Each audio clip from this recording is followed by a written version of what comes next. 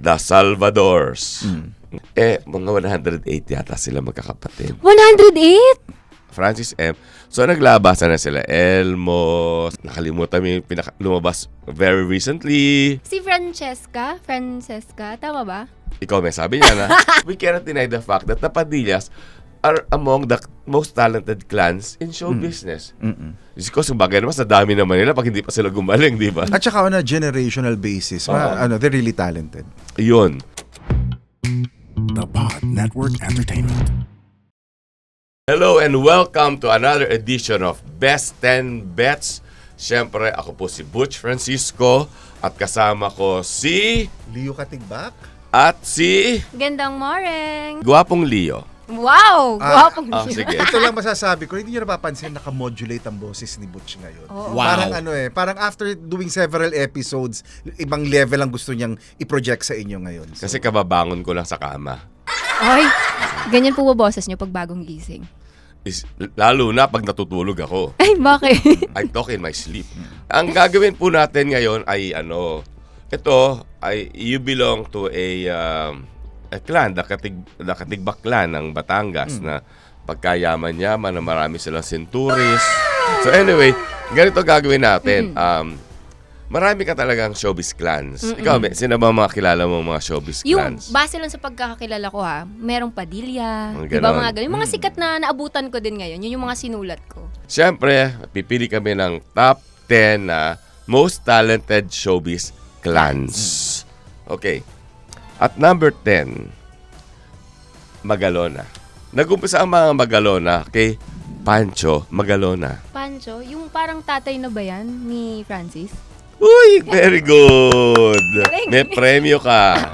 Okay. Hindi, sige, Enrique Gayoso Magalona. Tapos ang kapatid niyan, si Susan Magalona, ang pinakabagandang babae before the war. Oh. Wala na mas gaganda pang Pilipina.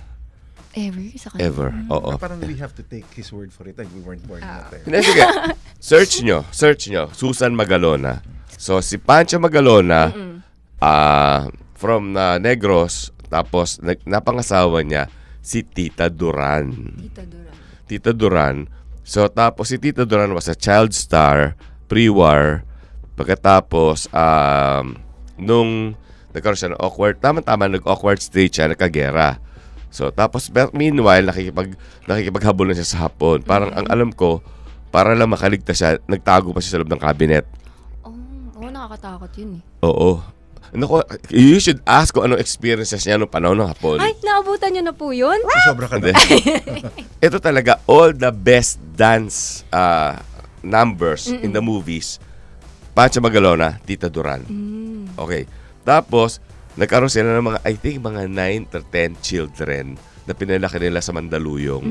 Tapos, from that came Francis Magalona. Yun na. So, second generation na si Francis Magalona. So, talented. Yeah. Unang-una, si Pancho Magalona talaga, nabigyan niya ng Lifetime Achievement Award ng Urian. Kasi nga, for his body of works. So, si Tito Duran kasi after nag-asawa, medyo naglaylo yan. Although nagkaroon siya ng ABS-CBN show, sitcom yung araw. So, after sila Francis M. So, naglabasan na sila. Elmo, sino pa ba yung mga kilala mo? Sila Sab, sila Fran. Sino pa? Maxine. Oo. Si Maxine. At nakalimutan mo yung lumabas very recently. Sino ba? Sab, Frank, Maxine. Ay! Si Francesca. Tama ba? Ikaw may sabi niya na. Ako tuloy. Pia Magalona. Saan nagsabi? Actually, nakalimutan ko sila sa listahan ko. Wala sila sa radar ko. Old age? Pwede. Oo. No, but inaamin ko na, that's probably a family that should have been on my list. But it's just fell through the cracks. At number 9, Po. Oo, Lovi po. Tama. Si Ron po. Pero dun muna tayo mag-start sa pinaka. Ang pinaka niyan, sige. Si Fernando Po Junior. Senior. The father. Oo. The father, King of Philippine Movies. Okay, before the war. Tapos, siya yung top leading man. Kumbaga siya mga Richard Gomez nung araw. Siya yung mga Aga Mulak nung araw. Tapos, sa lahat ng leading lady, siya ang kailangan talaga leading man.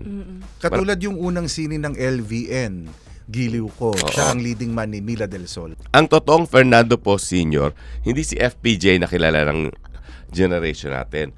Ang totoong Fernando Poe Jr. ay si Andy Poe. So, marami silang kapatid na ano. Pero ginagamit niya yung Fernando po pa rin, si Andy. Hindi na, dahil pinaubayan na. Pinaubayan na niya. Kasi, okay, di namatay kasi si Fernando Poe Sr. nung in the 50s. Kasi di ba yung sinasabi na namatay dahil sa rabies, kinagat ng... Nakagat ng aso. Pero hindi, ang ano daw, ang nangyari, parang may sugat, tapos... Lumala. Hindi, may bago mga panganak ng mga tuta, pinadilaan, akala makakahil. Oo. Eh, pala may mga rabies Mas lumala lalo. Diyos ko, nagmoling na pala yung mga tuta. So, kung saan nagpunta. Oo. So, namatay siya. And ang naiwan, ang eldest, si FPJ. Isang sa mga iconic na movies ng kanyang tatay, ni Fernando Poe Sr. was Palaris. So, gumawa sila ng anak ni Palaris. Nag-hit. So, ngayon, si FPJ, ang isa, kasi nung araw, binas niya yung studio system. Nagtayo siya sarili ng FPJ Productions. At natuto lahat. Kaya nagbagsakan ng mga yung mga major studios ng araw. So that is Generation 2. Tapos ngayon, siyempre, dumating na sila Lovie Poe. Ayun. So, talagang di ba tawag sa kanya primera aktresa. Kasi dati. So, talented. Hindi pwedeng tawaran nun. Kaya kasi si Fernando Poe Sr. nung araw, hindi pa uso mga awards eh. Kaya wala siyang masyadong Pero, pag sinabing Fernando Poe Sr., taas. Although, mas malaking artista Yung si anak. FPJ. Oo. Yun. Sikat na sikat eh. At number 8, Mulak. Nag-umpisa yan kay Amalia Fuentes. Parang Kastila ang tatay niya. So, and I'm sure may German halo din kasi ang Bulak is German eh. Tapos, from Spain, pumunta dito. And strangely enough, nagpunta yung ancestors niya sa Pilipinas from Spain kung kailan hindi na uso Kastila. So, tapos, nagtayo sila ng mga negosyo. Pagkatapos, nakapag-asawa ng isang Chinese-Filipina. So, lumabas Amalia Fuentes pagaganda-ganda. Ngayon, nagkagera, 1945. So, ang naging anak si Amalia Fuentes. Tapos, si Alejandro Mulak, si Alex, tatay ni Nino. Tapos, si Cheng Mulak, tatay ni Aga Mulak. Okay. So, after the war, yung nanay nila, nag-asawa ng Fuentes. So, kaya nag-artista si Amalia Fuentes, ang ginamit na screen name yung Fuentes. Oo. Pero tapos nag-anak pa ng 4 na Fuentes. So, ang hirap-hirap ng buhay nila kasi lipat sila ng lipat kasi pastor yun yung stepfather niya. So, na-discover siya at age, pag-graduate siya ng high school. So, nag-apply siya ng scholarship sa Amerika. Tapos, so, hinihintay na niya yun. And na-discover siya for the movies.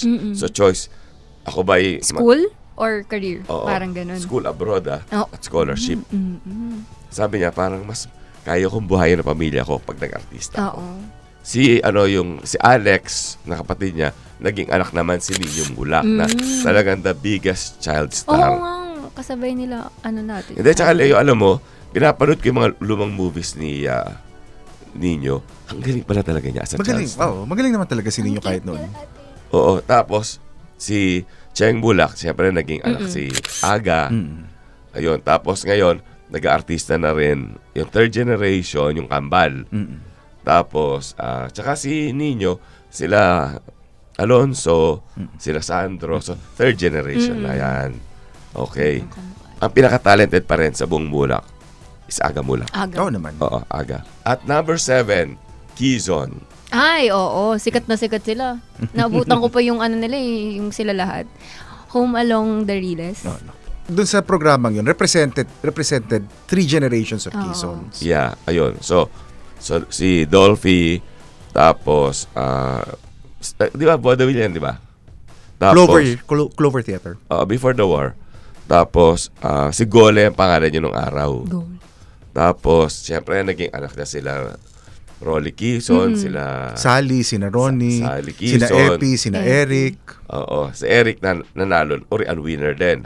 Yun. So, sige. Anong movie ni Sally Quezon? At saka sino leading man niya? Ewan ko. Ay, hindi ko naman alam. Hindi mo kilala si Novo Bono Jr.? Kilala ko siya, pero hindi ko natatandaan yung title ng sine nila. Okay. Gumawa sila ng Anong Araw movie. Si Sally Quezon, anak ni Dolphy. Tapos si Novo Bono Jr. na tawag ng Tanghalan Champion. Yung TNT ngayon sa... Yun. Dati pa pala yun? Oo, kaya dahil nung 1970 nagkaroon ng maraming lindol sa Metro Manila, kaya ang title ng movie nila, Intensity 70. Or witty. Diba? 6. Estrada. Joseph Estrada. At saka magaling na artista si ano. Si Erap naman magaling naman. Magaling artista. Kaya na kasi nung nagkaroon na ng problema dun sa Oo. Sa other side niya. political... No, but even before that, there was a time na na-blacklist siya eh. Pagkatapos, that's why gumawa siya ng mga ibang pelikula no, na parang against type, where lumabas talaga yung galing niya as an actor. Yeah, magaling siya talaga. Pero Jingo is a very good actor. Nagkaroon niya ng 2 nominations sa Urian. Una yung Katas ng Saudi versus sa comedian. Ang galing niya. Tapos 20 para bang action thriller. Kasama niya si Richard Gomez. Tapos syempre second generation si Jinggoy. Syempre tapos pumasok na ngayon yung mga ibang sila Jake Ejercito, marami na. So, nakatatlong henerasyon. Number 5, De Leon. Kaya nag-umpisa Hill De Leon, kontrabida. Tapos si Hill De Leon, napangasawa niya si Claire Strauss. Kahit sabihin ko sa screen na hindi mo pa rin kilala. Si Hill De Leon was the first famous best supporting actor ever. Si Lilia Dizon won Best Actress for Candelerong Pilak sa Cambodia Film Festival in 1954. So, at si Lilia Dizon ay napakaganda. Kaya makikita mo, ang mga anak rin nila ay sina Good-looking. Sina Christopher and even down to the next generation. So, second generation, unang sumabak si Pinky De Leon, si Eleanor. Galing na artista. At si Pinky De Leon, nagkameron siya ng sarili niyang musical program dati. Tapos, naging artista na-discover na si Christopher De Leon. Tapos, nagkaroon pa sila ng kapatid na si Lara Melissa De Leon na singer. Nag-artista din. Alam mo bang si Christopher De Leon dati, nagsya-chaperon kay Pinky? Ay! Kasi si Pinky ang mas malaking so pinagmamaneho niya. Oh, all around. Kasi ate niya eh. Ate niya. So, Pero nag-artista na rin siya nun. Hindi pa. Doon siya nga siya. Na-discover. Na-discover. Ano siya? Okay. Nagsa-theater siya sa school. Napangasawa ni Christopher De Leon si Nora Aunor. Oo nga, Noro. Okay. Siyempre, si Nora Aunor, meron siyang anak na si Lot De Leon na talaga namang Sobrang galing din nun. carried the name of Christopher De Leon, pati nga sila Matet De Leon, Oo, si Matet. lahat. So, naging De Leon na rin sila. So, okay, so Menor, so, yun ang nangyari, nagkaroon na ng Nora Villamayor De Leon, tapos si Charlotte De Leon na si Lotlot, tapos naging anak si Janine Gutierrez. Number 4, The Salvadors. Nagsimula yan kay Lou Salvador. Lou Salvador Sr. Tapos, mga 108 yata sila magkakapatid. 108? Yung Yun yung generation na marami silang anak. Parang yan. Sino kilala mo sa mga Salvador? Si Maha, si Janela, si Philip. So tapos, naging anak nga niya sila Leroy Salvador, na naging tatay ni Deborah Sun. Tsaka ni na Jobel, di ba? Oo, marami. So iba yung nanay ng Leroy, iba yung nanay ng Philip. Hindi pa kasi uso yung Me Too movement. well, it really was a different generation. And then you have to remember, ang mga artista dati, para rin yan mga athlete eh. Maraming mga babae na nagkakandara pa rin. Ang tatay ni Ma Salvador ay si Ross Rival. Pero ang totoong asawa ni Ross Rival ay si Alicia Alonso. Among the Salvadors, I'd like to think now the most talented talaga is Philip. Philip Salvador. Although si Leroy Salvador was a very, very good director and also a very good actor. Kaya lang, hindi na masyado nabigyan ng pagkakataon ng mga mabigyan ng maraming awards kasi mas nag-focus siya sa as a director na comics-based na hindi naman gusto talaga ng mga award-giving body. Hindi, gusto ng tao pero yung award-giving body, the critics ayaw nila. Hindi, kasi ako, I would say, to me, I find Leroy Salvador. I mean, Philip is very good, but I find Leroy Salvador more talented. Actually, Especially because a lot of the movies of Leroy Salvador, kasama rin niya sina Rosa Rosal, nandun siya sa mga anak dalita, nandun siya sa mga badyaw, nandun sila sa biyaya ng lupa. Tapos si Maha Salvador, Urian winner din yan. O yun. Tapos, at number 3, naku, ito yung masalimuot kaya may dala akong notes. Sumahaba-haba to. Padilla. Ang totoong Jose Padilla Sr. ay hindi artista. Governor siya ng Bulacan. Napangasawa niya si Clarito Ruiz. At naging anak nila si Carlos Padilla Jr. Na naging tatay ni Shasha. Nag-artista si Carlos Padilla Jr. Artista siya tapos referee. He's an international referee. So, for example, yung mga fight sa Las Vegas, siya yung nagre-referee dun ng ano. So, Yun. that's why he's based abroad. Yeah. So, okay. So, that is, so isang ibang kapatid na, ibang kapatid na Padilla, yan si Carlos Padilla Jr. Ngayon, ang mas successful sa movies talaga, yung Jose Padilla Jr., di ba? Kasi, okay, si Jose Padilla Jr., ang napangasawa niya ay si Arsenia Francisco. Isang pagkaganda-gandang Pinay na Pinay beauty. Okay. Tapos, lahat sila halos magkakapatid, nag-artista. Si Carlos Although I wouldn't say more success because they were not, they were not from the same era. Magkasunod sila ng era eh. Mas maagang nag-artista si Jose Padilla kesa kay Carlos Padilla. Tapos, naging kapatid din nila si Consuelo Osorio na naging direktor na naging anak naman si Bebong Osorio. So, tapos ito na naging kapatid din nila si Maria Clara Ruiz na ang napangasawa naman ay si Pedro Santos na cinematographer. Tapos meron din silang kapatid na child star si Tessie. Tapos may kapatid silang si Paz Padilla. Ang napangasawa, si Gregorio Fernandez, one of the best directors of that time, tatay ni Rudy Fernandez.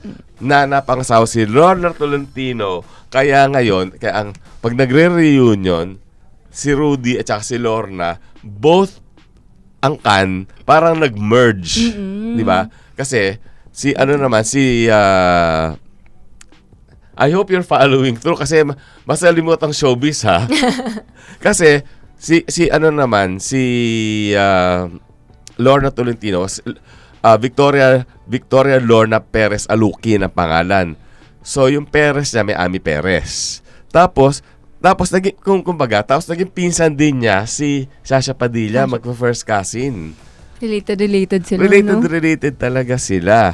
At ang mga naging anak doon sa kabila, yung stuntman na si Bob Padilla, si Roy Padilla, na actor-politician, na tatay ni Robin Padilla, ni Rostom, ni Royet, ni Romel. Ayun. Yung Romel, naging tatay naman ni Daniel Padilla. Doon lang ako na-excite. Siyempre, yung Shasha Padilla, nagbunga din niya ng Karil. Si Karil. So, Dugtong-dugtong na pa. Oo. I'm really sorry. Hindi po ako magulo. Magulo sila ho ang magulo. Kasi parang kumbaga, nagsanga-sanga. Pero we cannot deny the fact that the Padillas are among the most talented clans in show business. Kasi bagay naman sa dami naman nila pag hindi pa sila gumaling, di ba? At saka on a generational basis, they're really talented. Yun. Number 2. The Ilagans. Ito maguguluhan ka din dito ha. Okay. Uminom ka na ng Tylenol kasi sasakit ang ulo mo. Hermogenes Ilagan. Stage director. Kasi nung bago pa ang pelikula, ang yan, di ba? Puro stage. Nagpupunta sila from town to town. Nagpe-present sila ng mga stage show. So, tapos, ang asawa ni Hermogenes ay si Cassiana Ilagan. Singer naman. Tapos, naging anak nila si Jerry De Leon. Yung Jerry De Leon, talagang ilaga niyan. Kasi kaya lang, nag-screen name. Tapos, kasi nung araw, believe it or not, ang mga director nung araw, artista din. Kasi a lot of those actors and directors were very good looking. Jerry De Leon, naging kapatid niya, si Tito Arevalo. Gumawa din ng artista, pero ang ginamit niyang Arevalo.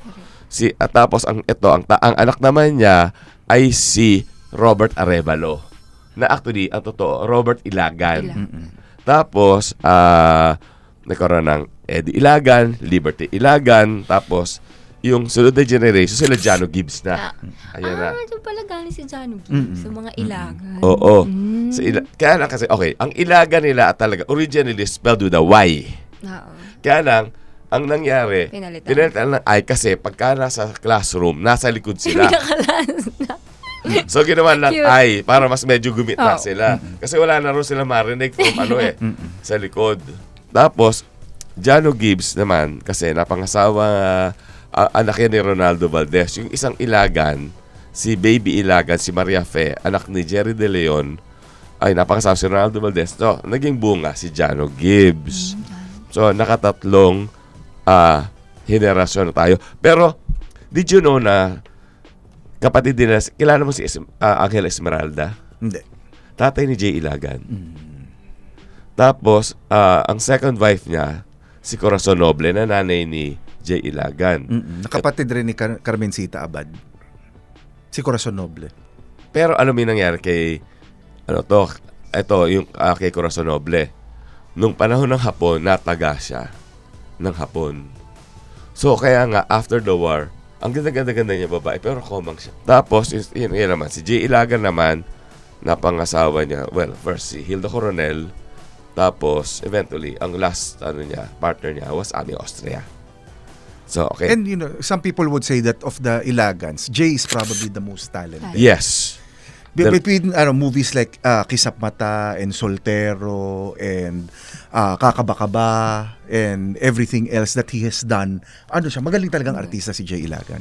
Dalawa, Orion. Gone too soon. Oo. At number 1, sino pa ba tatalo sa mga Eigenman? Madami ba sila? Really? Ay, oo. Kilala ko sila sa mukha, pero pag pangalan, si Gina Alajaro, napanood ko po yan dahil. Si Mark Hill din, si Sherry Hill.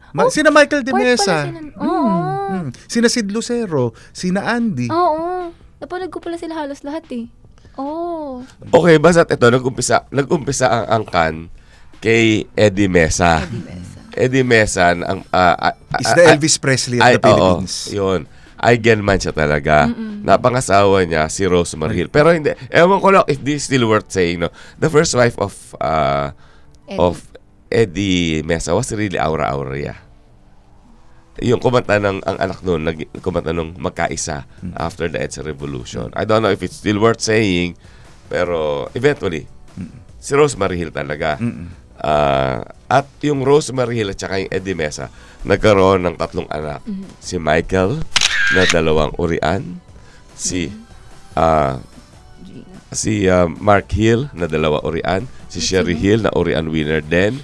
Tapos nagkaroon ng anak si Mark Hill na si Sid Lucero na 2 urian, si Max Eigenman na meron ding urian. Lahat sila may Tapos, urian. pati yung mga in-laws and outlaws. Meron din. Oo. Si Gina Alhar, 5 urian. Si Jacqueline Jose, 5 urian. Kaya nga, in fact, nung the last time we had an urian, binigyan na namin sila ng bill. We already billed them for all the urian trophies na kanilang inuwi. Oo, galing. So anong nangyari? Nagbebenta sila ngayon ng ari-arian para mabayaran lahat ng mga trompeo na uwi nila. Galing naman. Actually, itong listahan namin ni Butch, they're very, very similar. But our rankings will probably have changed a bit because si Butch, I guess, he also has a larger, more expansive knowledge about the families. But from my perspective, ang hinabol ko is generations and the talent in the generations. Not necessarily ganun sila karami or ganun kalaki yung family. But unahan ko na, yung mga Magalonas, that was my oversight. I should have realized that early on. It's just that wala sa radar ko. What will you do without me? Oo nga eh. Oo nga eh. So, let's see the list. Reyes. Now, ito yung si Paraluman, si Baby O'Brien at si Rina Reyes. Now, it's not really that big a family relative to the others, but in each of those categories, gumawa naman sila ng malaking pangalan eh. Paraluman was a movie queen. Baby O'Brien was a fairly Sandali. popular host. And Rina Reyes was also a very active actress at the time, doing lead and support roles. Ang Reyes, nag-umpisa lang yan. Oo nga, Napangasawa. ang sa akin, for lack of a better grouping, ang sinasabi ko lang, nanay si Paraluman, anak niya si Baby O'Brien, at apo niya si Rina Reyes. So, bloodline, magkakadugtong yon regardless of kung ano yung apelido. So parang ginawa mo si Paraluman dahil wala apelido, ginawa mo na Reyes. Yun ang pinakamadaling unifying eh. So, yung sa akin, yun lang yung ano doon.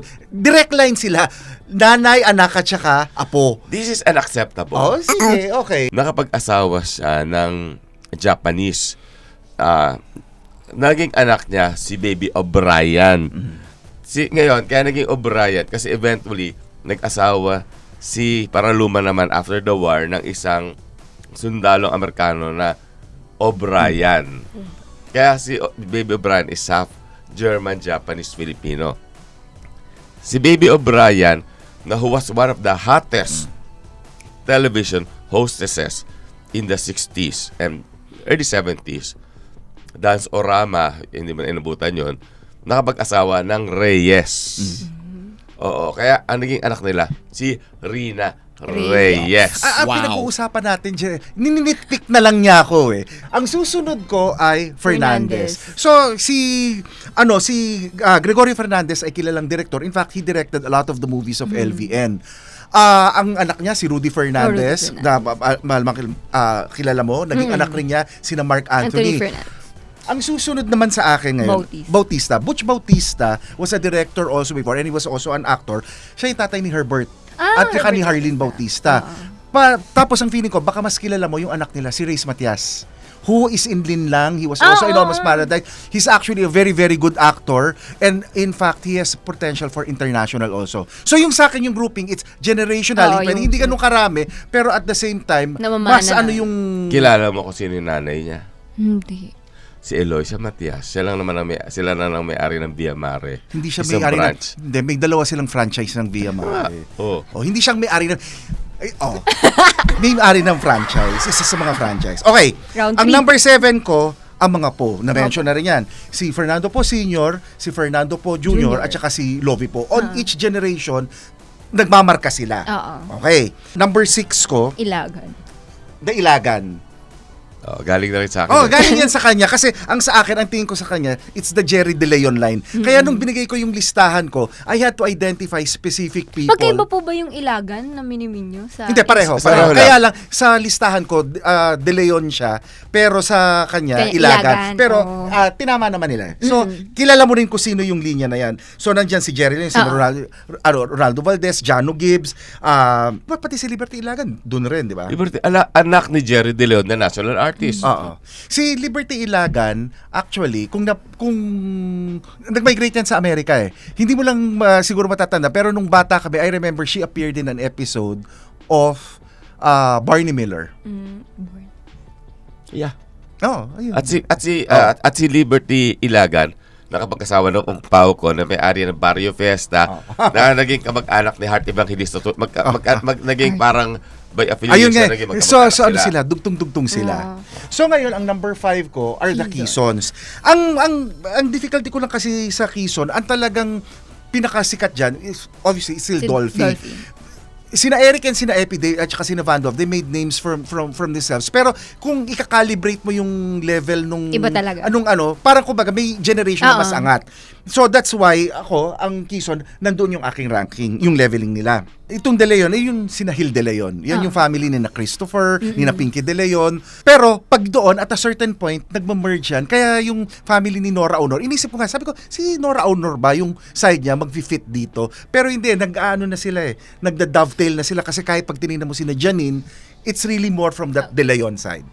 Ang number 3 ko are the Eigenmans. Yun yung number 1 niya. Pero yung sa akin kasi, and I'll explain, pag inaano mo, so you had Eddie Mesa and you had Rosemary Hill.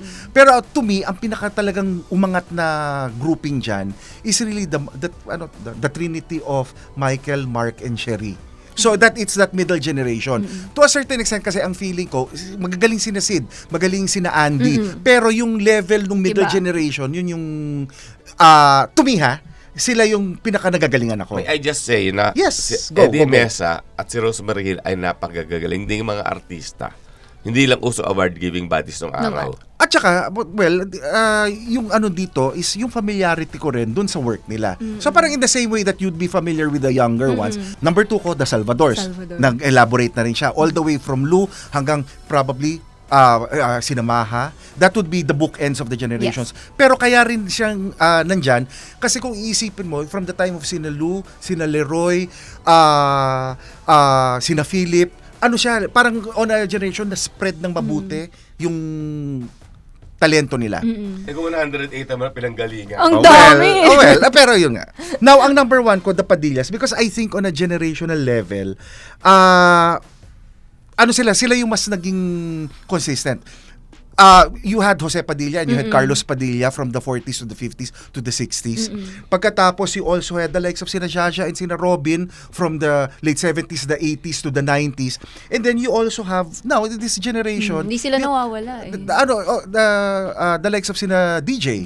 And kung titingnan mo, yung mga levels na na-achieve nila, nakakapag-concert sa Araneta, ang mga sine, blockbusters. Di ba? Kung titingnan mo, on a generational level, lahat sila may angat. Kaya to me, sila yung number 1 family ko. And on that note, what can you say about that? And maybe you have inputs also? Hindi. Sa ganda mong sa tingin mo, magiging future descendants mo, magiging ilan? Hindi ko alam. Stick to one ako eh. Wow! O teka, stick to one, pero sandali. Ah. Baka naman siya mang magiging anak mo. Pwede. Oh, Pero di plano ko yun. 3, 2, ganun. So ayan, sinabi mo yan ngayon ha? So, Promise ko hindi, yan. alam pala ko kaya nagtatanong yan kasi nagbabalak yan na kukunin mo ba siyang ninong? Oo naman, why not? Ako na mismo pipilit. Excuse me, ako na yung ninong ni Daniel Padilla. Oh. Ninong ka ba talaga ni Daniel? Sa Binyag. Talaga? Yeah. Oh, okay. So and with that, maybe you would like to thank the viewers and ask us to follow us next time. Ako. Pero just one thing that I'd like to say, siguro mas more on, gusto kong i-encourage everybody, especially in my generation, na to please know the roots din ng mga celebrities na kinikilala natin ngayon. Because ngayon talaga nakita ko na, shucks, yung mga pinapanood ko na magkakaiba apelyido, isang family lang pala. It's just that nagmamatter sa screen names and yung familiarity din na pinapasa.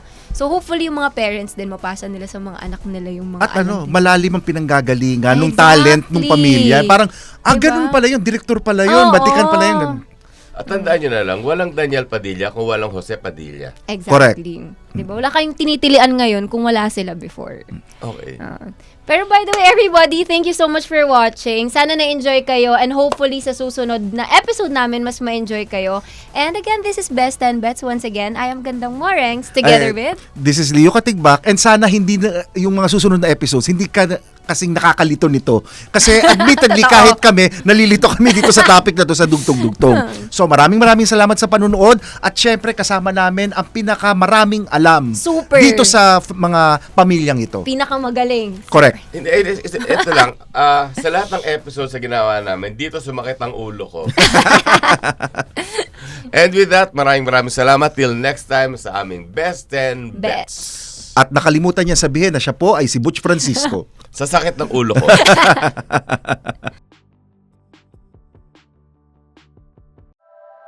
The opinions of podcast creators, hosts, and guests are not necessarily reflective of the official stance of the Pod Network Entertainment, its hosts, or other network programs. The content created by the people behind the podcast is personal and not meant to harm any religion, ethnicity, group, organization, company, or individual.